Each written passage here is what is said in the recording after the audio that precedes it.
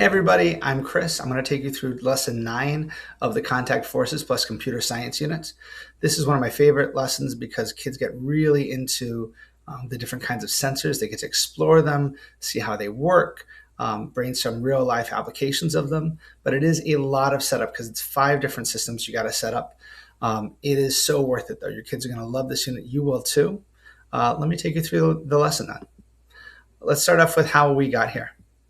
The last 2 lessons we've been looking at kinetic energy and realizing that the more kinetic energy a cart has, the bigger the peak forces are when it collides, and the more damage it causes. But do you remember during lesson 7 when we used the light sensor in this picture to help us measure the speed that the cart was traveling? We're going to start wondering if we can use different sensors to measure force and see if we could use those in the real world to actually measure forces. So we're going to investigate this with a stations lab around 5 different sensors and think about how we might use those in the real world. Let's dig into the entire lesson. It's a 2-day lesson with a lot of setup. All that setup is for the sensor station lab. It's going to require microbits, 5 different kinds of sensors. And there's a lot of setup for that. So there's a whole Google Slides document that will walk you through that. There's embedded videos and everything. It's really important that you follow every detail in that Slides document. All right, there's 2 main chunks in this. The first one is just day 1. It's setting up that stations lab and running it. Day 2 is when we start brainstorming, big ideas. So here's day 1. You're going to navigate into the lesson. You're going to be spending just a few minutes setting up what that stations lab will look like. And you spend the majority of the time carrying out that stations lab. There's 5 stations the kids will go through. Then you're just going to debrief at the end of the day. Basically, in this day, you realize that there's a bunch of different kinds of sensors that can all detect forces by changing their shape or changing their position. And there's many different kinds of outputs that are possible as well. It might display something, might give you a number, it might make a sound. Here's day 2. This is when you're brainstorming just all the different ways that these could be useful. You navigate into this. In part 6 is the brainstorm. And you're just looking at different applications of each of the sensors. After that, you're going to add to the driving question board saying, okay, well, what do we have to figure out if we're going to use these sensors in these ways? And then you'll navigate out of the lesson. Basically, this is a really open-ended creative day.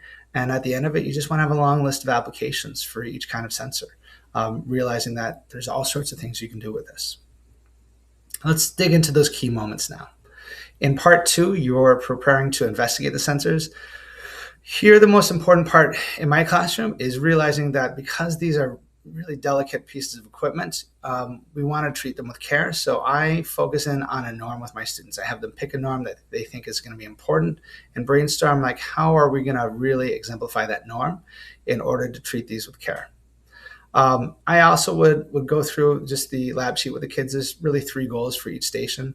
What's the input, or what are you doing to the system to make it register a force? What's the output? Is it making a sound? Is it displaying something? And then how could we use this type of sensor to measure other forces? Like how could we use this in the real world? For part 3, we're carrying out the sensor investigation. It's really important that you keep to a tight schedule on this because you want students to get to all 5 stations. So I would do 4 minutes per station, maybe an extra minute for the first station. And just make sure kids are recording their ideas on their lab sheets. On part 6, this is day 2 now. You're having kids brainstorm the sensor applications. Really, you want a lot of creative ideas down here. So the more ideas, the better. It can be helpful to actually have the sensors with you to hold up while the kids are discussing it. I don't know about you, but rotary sensor, I don't know what that is. And so having it right there will help me cue into the lab from yesterday as a student and just make it a little bit easier to make those connections. Finally, I want kids to realize that these sensors, they work differently. And because of that, they're going to be better, for one situation over another. So if a kid wants to measure the force of wind, okay, well, great. What sensor do you think might help measure the force of wind the best? Which one's going to measure a really strong force the best or a really gentle force the best? Really push them to see how they can be used in different ways. All right, part 7 is really important because you're going to have students in so many different places on this. overall, you want students to add questions to the driving question board about how we're going to be using these sensors and programming the sensors. What are we going to need to know and be able to do to be successful at that? Now, you're going to have some students who are experts on sensors and programming, maybe, but you'll definitely have some students that have never seen any of this computer science stuff before, and they're going to feel lost and they're going to be scared. And if you don't address that, then they're just going to shut down for this unit. So I think we should all model explicitly that it's okay not to know much yet about this. I certainly didn't the first time I taught this. So, like here's a piece of code below me that we're going to be looking at in a future lesson.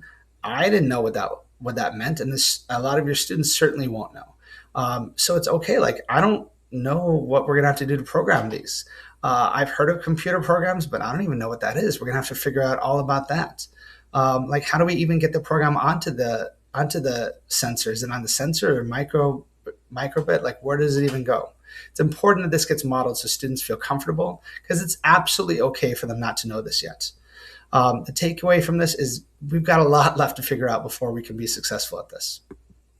In the next lesson, we're going to be looking at the different sensors and seeing if we can apply that to a digital scale. Now, digital scales measure mass by measuring the force of gravity pulling down on an object on its plate. And we're kind of wondering, is it using one of the sensors that we use? Is it using a different kind of sensor? How does that work? So we'll actually dissect it and take a look.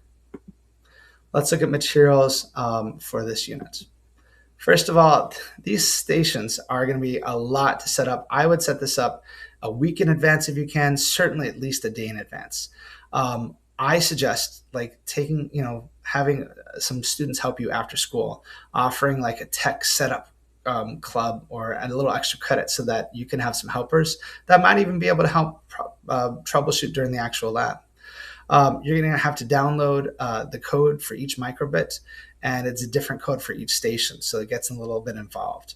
If they're not working properly, because you should definitely test them out, you could check maybe if the batteries are the wrong way, or maybe the batteries are dead, maybe the power switch is turned off, maybe the connections aren't tight. If all else fails, try just turning it off and back on again. Now, the microbits have two buttons on the front of them. They've got a button A and button B. Pressing one of those usually will start a sub-program during the actual stations lab, and pressing A and B together will reset it for the next group. I found that usually there's one station that gives me some troubles when I'm setting up, and it might be a different station every year. But I'm going to monitor that station really well during the actual lab, because if it's giving me problems, chances are it's going to give kids problems too.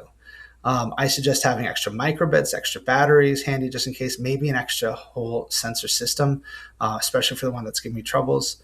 The good news is when you're done with this lab, you don't have to take these apart. You're going to save these because in lesson 11, you're going to reuse some of these sensor systems. In terms of words, there's only one new word for this lesson. It's the word sensor, and I would keep this definition pretty broad so it can refer to any of the different sensors. Basically, it's detecting an input from its surroundings. It's giving us some sort of an output we can interpret, whether that's a sound or a number or something on the display. But keep that definition broad. Posters, you're going to be obviously adding to the driving question board, and then there's two pieces of chart paper. You're going to be making one about detecting changes in forces and objects, and then the one from the sense making and brainstorming around comparing the different sensors. Overall, I think you're going to love this lesson. I know it sounds overwhelming right now, but when you set up those stations and you start seeing how cool it is to have a sensor that measures force and how there's so many different ways of doing it, you're gonna love it. Your students certainly are gonna just react in awe, thinking about all the different ways they can use this. All right, so go enjoy.